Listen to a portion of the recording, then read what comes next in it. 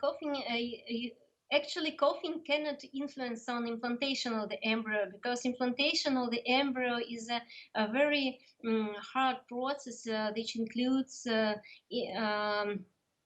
many small molecules between embryo and metrium and